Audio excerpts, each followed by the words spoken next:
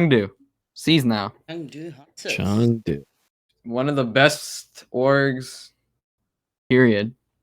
Alright, Like, so I've never. let's go One of the best orgs. Let's go hunting. Why are they the best org? They've just got such iconic. Oh, one of the best. Balls. One of the Kind best. They've got the whole off meta thing going down now. 2 years in a row. This it's team looking very comfy. I think they're about to leave that now. I think that's what's going to happen with their whole bulk of their roster now being, I think, a 12-man roster now. Givelto and Gladiators have gone to now their new contenders. Yeah, there's 2 in now. Yeah. They're looking alright there, but they are being a bit more work if they want to be a dominant team. And I think we just a bit more work to go to make their team a top 12. Hot take: Chengdu's our top 3 team in APAC.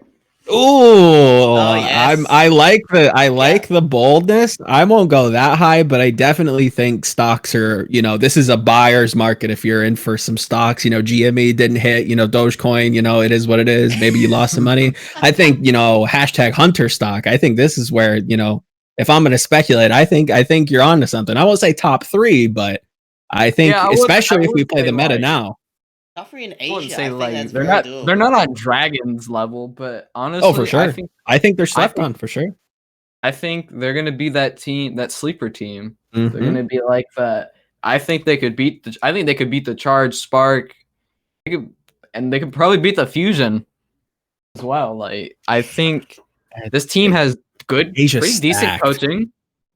Oh, decent. I think they have sick. I mean, we'll have to see. I'm very big on their coaches. Hard to tell like what good coaching looks like sometimes, but Gaga is, oh my god, Gaga just like anything that Aiming did, Gaga just trumps that. Besides, like maybe Wrecking Ball. Even then, I think Gaga's the better Wrecking Ball than Aiming. Anything Aiming can do, Gaga can do better. That's actually the agreement I have. It really is.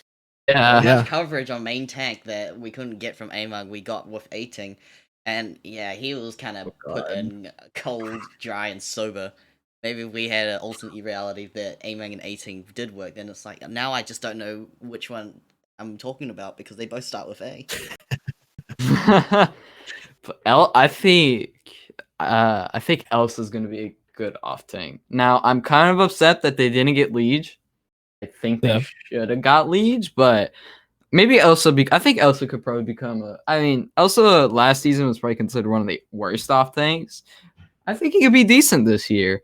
And oh boy, that DPS line: Lee, Jimmy, Jinmu, Kaneki. Jimmy.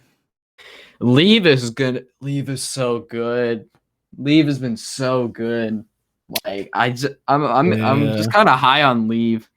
Yeah, I'm high on him. Recency bias, I feel like it kind of tips away from being one of the better players in China. But if you're comparing it with like Eileen, and literally Jimmy, who's only just come onto this team from Guangzhou Charge Academy team, Ultra Prime Academy or Up Academy, he's actually a very valid talent to put on this roster. If you're going to keep with the all-Chinese synergy, I think this is going to be the strongest Chinese team that you're going to check out. It would be even stronger if they could have Dia, but I think Jimmy is a suitable answer to this team. I think. Well, when we get to the team, I think a team that has no players needs to get Dia, but we'll talk about that when we get to Don't tempt me. Don't tempt me, buddy. But I think this team is like Nisha is good, Farway is good. Like this team is just solid all around. Maybe like you want to point out a weakness, sure. Off tank is kind of. I mean, we don't know what we're gonna get from Elsa, but I think this team is gonna get slept on. Oh, I totally agree that this team's big slept on. I think people are. I think Overwatch in general has like a big like narrative blind spot when it comes to just like looking at a logo and like attributing like or just not attributing attributes. That's kind of like a double negative. Boston bad. Yeah, Boston bad. Oh, Glad's disappointment. Oh, Valiant, haha, meme. You know, they see something and then associate it with something else. And I think when you see like the Chengdu Hunters, you're just like, okay, what kind of crazy, wacky Chinese Overwatch are we going to see today? Woo! Like, I think this team actually has the possibility to actually play most meta compositions. And I don't think they're going to be super like meta starved if we get another hero pool season. I think Elsa's fine. Sure, he might have had a bad season last season. He definitely didn't like stick out by any means, at least in my judgment. But historically, I've always thought he was actually a pretty solid, if not like above average, Chinese flex tank, which kind of says something because this is a region that really doesn't export many good like main tank players. Yes, Gusha, like there's some standouts, but like there's a whole like there's 60 other players behind them that you like nobody knows of, and there's probably good reason for it. And it's like, this is like a great, shouldn't throw around the word great, but again, this is a good example of, I think, a team that's built well, has a lot of depth, has a lot of very usable pieces. Again, I think Leave kind of ramped up throughout 2020, and hopefully he'll be hitting his stride in 2021. So yeah, big slept on by Hunter stocks. I think they're really only going up. Yeah. Honestly, on this road to becoming the superstar Chinese team, the real representative of China amongst Guangzhou. Also, shout out their Contenders team. I think their Contenders team's big stacked as well. I can tell you right now, Prita and Monk are like big stars, big up and comers, and obviously putting like a Vetal, like. Not only do they have like a great like main roster, but they have that secondary roster to kind of maybe dabble with, mid-season if they need somebody, somebody needs a break, somebody needs to go to two-way. You have a I won't say equally as good, but you have a great Contenders team to be able to kind of pick and choose from and maybe foster talent with. I think, to your point, wrapping this whole thing up or circling back to what you guys are saying, I think this team's doing it right. Out of most teams, I think Hunters are have some foresight to them. They do. They've got a path to spending money and also picking the on the good path. A very good path, right? So good diversifying the portfolio that's there. So For you sure. had Jimmy from Up Academy, Gaga, was it Faraway, and who else is missing? Is someone missing from this? From Team CC? Nishi Nishi used to be called Illusion, wasn't it? Oh yeah. Yeah, so these names still don't stick to me, but most of them seem relatively the same. 1987 was just 1987. Now we get Far Away. Right. That's gonna be fun. This offseason, just like wrap up my point. This offseason for Chengdu has been like an A plus. Like they're making that scouting is beautiful. Now, if they would have got Lees, I think this team would have just said, "We're basically just Team CC, but with a few." with aiming and Jimmo. Yeah. This is the team that you cannot give your hopes up. You can't. They're not the same. You can't like be like, haha. Ball. Jinmu, lol. Hold on, I'm just gonna switch to Genji in overtime. Oh yo, I got my blade. Doesn't end up using it. He switches it. Some of the memories that you'll have, we'll see even more of it with Jinmu. So I like to reckon that they'll start with the CC based roster once they're comfy with moving away from what they've normally. It's usually been pretty chaotic for us to try and get Amang or a coaching role that really has worked to be better in the short term but didn't stick.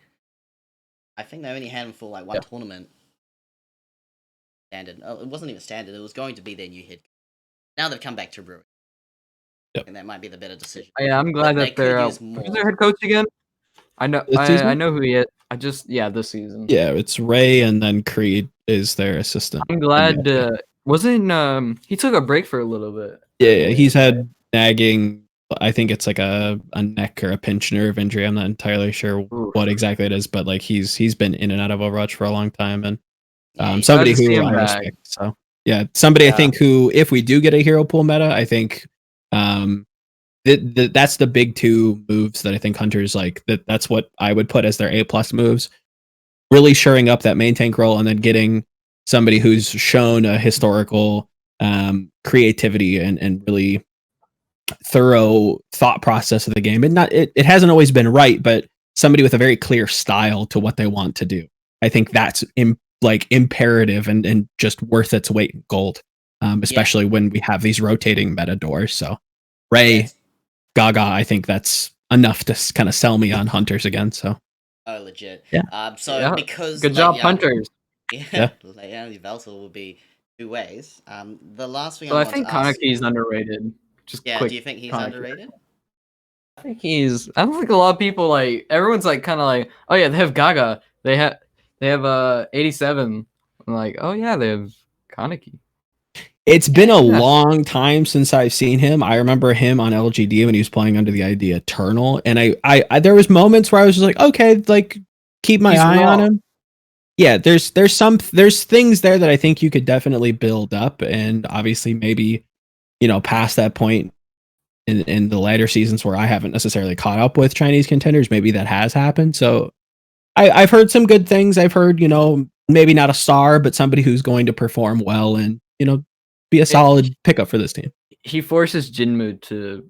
I think that also Top forces feed. Jinmu to be like, oh god, this guy could probably take my starting spot in like a flex DPS meta. I think But, there's one you know, last thing. awesome. One last thing that What? also came to mind. More of a commentary as to where this team's DNA came from. It was Miraculous Youngster, wasn't it? That built up most of the most of that having gone to Academy team, sure. But for those who are interested in going all the way back in time, I think it's Lunatic High versus Miraculous Youngster. That's the star match that you want to talk about or want to rewatch. Funny enough, Avril is going to be doing a rewatch 2 hours before the Sports and Nitties tournament that everyone's been watching out this weekend. I think that would be a great watch before that event comes up, which would be the finals of this year's next tournament. Unfortunately, Chengdu and Spark are not part of that tournament. Just 4 teams. Yeah. What did you guys think about that tournament, or just hearing about it? No. I think it would be like a good. It's like a good way, try to shake the rust off. Build some synergy. See what you need to work on. See what players need a little bit more time. Stuff like that. This is what I like to think about when these tournaments happen, like Nexus Cup. Gives teams time to be like, okay, we need to work on this. This player needs to start doing this, yada yada. And then when we move to the next team, oh boy, they need to work on that synergy, really.